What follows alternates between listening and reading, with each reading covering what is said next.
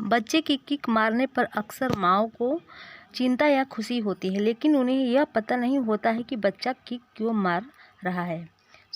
Hello everyone, कैसे हैं आप सब। आई होप कि आप लोग अच्छे होंगे और आपकी प्रेगनेंसी भी काफ़ी अच्छी चल रही होगी। फ्रेंड्स, मैं आपके बीच में एक नया वीडियो लेकर आई हूँ। तो ये वीडियो काफ़ी इंटरेस्टिंग होने वाली है, खासकर जो पहली बार माँ बन रही है उनके लिए ये वीडियो काफ़ी ज़्यादा इम्पॉर्टेंट है। प्लीज़ वीडियो को पूरा वॉच कीजिएगा और जो भी मेरे चैनल पर नए हैं चैनल को सब्सक्राइब करें, बेल आइकन को ऑन कर लीजिएगा ताकि ऐसे ही इन्फॉर्मेशन से भरपूर वीडियो की नोटिफिकेशन आपको डेली मिलती रहे। तो चलिए वीडियो को स्टार्ट करते हैं। तो फ्रेंड्स, हर माँ प्रेगनेंसी में बच्चे की किक मारने का इंतज़ार करती है। डॉक्टर की माने तो बच्चे के पेट में इस तरह एक्टिव होने से उसके स्वस्थ होने का भी पता चलता है। बच्चे की किक के जरिए माँ अपने बच्चे से बात कर पाती है। जी हाँ, हैरान होने की ज़रूरत नहीं है, क्योंकि माँ की कुछ बातें और एक्टिविटी पर बच्चा किक के रूप में रिएक्ट करता है। बच्चा की किक मारने के कारण उनको समझ कर आप उनसे बात कर सकते हैं। तो चलिए जानते हैं बच्चा पेट में कब और क्यों किक मारता है। तो सबसे पहले क्या होता है कि शिशु के बारे में हम बात करेंगे। किक मारने का सबसे बड़ा संकेत तो यह होता है कि बच्चा पेट में स्वस्थ है या नहीं है। जब बच्चा पेट में किक नहीं मारता है तो यह चिंता की बात होती है। इसलिए अगर आपका बच्चा किक मार रहा है तो आप खुश हो जाए कि वह पेट में बढ़ रहा है और एक्टिव है और स्वस्थ भी है। नेक्स्ट हम बात करेंगे कि खाने को स्वाद को लेकर। क्या आपको हर बार मसालेदार या चटपटी चीज़ें खाने पर पेट में झटका महसूस होता है? तो हो सकता है कि आपके बच्चे को स्पाइसी फूड पसंद ना आया हो। हालांकि अगर कुछ खाने पर उसी समय खुश होकर किक मारता है तो हो सकता है कि बच्चे को खाने का स्वाद पसंद आया है, क्योंकि इसका स्वाद लेने के लिए बच्चा किक मारता है। इसके अलावा माँ की आवाज़ सुनकर भी बच्चा किक मारता है, क्योंकि प्रेगनेंसी के 18वें हफ्ते से बच्चा सुनना शुरू कर देता है। जब माँ अपनी बच्चे से बात करती है तो उसके रिस्पॉन्स में बच्चा किक मारता है। जब बात करने पर बच्चा किक मारे तो समझ लीजिए कि वो आपके बात सुन रहा है। और नेक्स्ट है रोशनी की चमक। पेट पर जब तेज रोशनी पड़ती है तो बच्चा मुंह करता है और किक मारता है। प्रेगनेंसी के 33वें हफ्ते में शिशु की आंखों की पुतलियों का साइज रोशनी के प्रति बदल जाता है। इसका मतलब होता है कि बच्चा पहले से बेहतर तरीके से रोशनी को देख सकता है। पेट में हलचल महसूस होने का मतलब होता है कि किक मारना ही नहीं होता, क्योंकि शिशु को हिचकियाँ आने पर भी माँ को शिशु की किक मारने जैसा ही महसूस होता है। अगर आपको 30 सेकेंड से ज़्यादा समय के लिए पेट में धीमी और बहुत स्लो किक महसूस हो रही हो तो हो सकता है कि बच्चा हिचकी ले रहा है। नेक्स्ट पॉइंट है कि प्रेगनेंसी की 16वें से 25वें सप्ताह के बीच माँ को पहली मूवमेंट महसूस हो सकती है। अगर आप पहली बार माँ बन रही है तो आपको गर्भावस्था के 25वें सप्ताह तक कोई मूवमेंट महसूस नहीं होगी और सेकेंड प्रेगनेंसी में कुछ महिलाओं को प्रेगनेंसी के 13वें सप्ताह में शिशु के मूवमेंट महसूस होने लगती है। बैठने, लेटने या फिर शांत पोजीशन में रहने वाले बच्चे की मूवमेंट आपको सबसे ज़्यादा महसूस भी हो सकता है।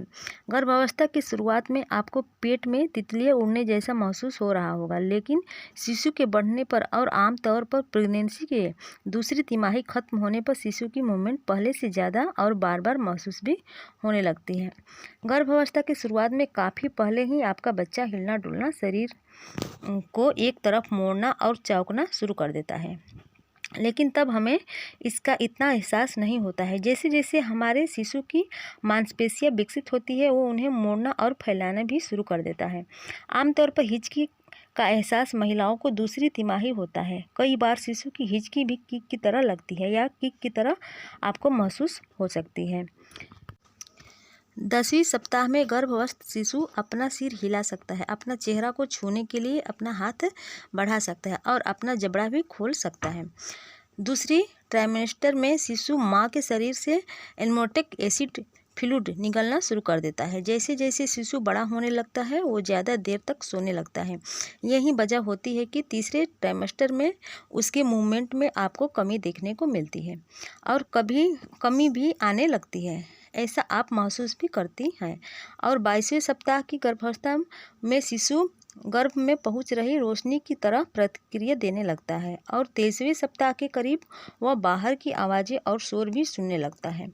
इसके हिसाब से हिलना डुलना भी उसका शुरू हो जाता है। अब आखिरी और अंतिम चरण में गर्भावस्था का जो अंतिम चरण होता है उसमें पहुँच कर शिशु के पास हिलने डुलने के लिए कम जगह होती है और इसलिए उसकी हलचल छोटी हो जाती है और उसका हिलना डुलना भी आपको महसूस कम होता है। और आप काफ़ी सारी महिलाएं ये भी सोचती है कि बच्चे की हलचल हमारे गर्भ में किस तरह से होती है। तो गर्भ में बच्चे की हलचल किक मारने, हिलने डुलने, हिचकियाँ लेने आदि के रूप में होती है।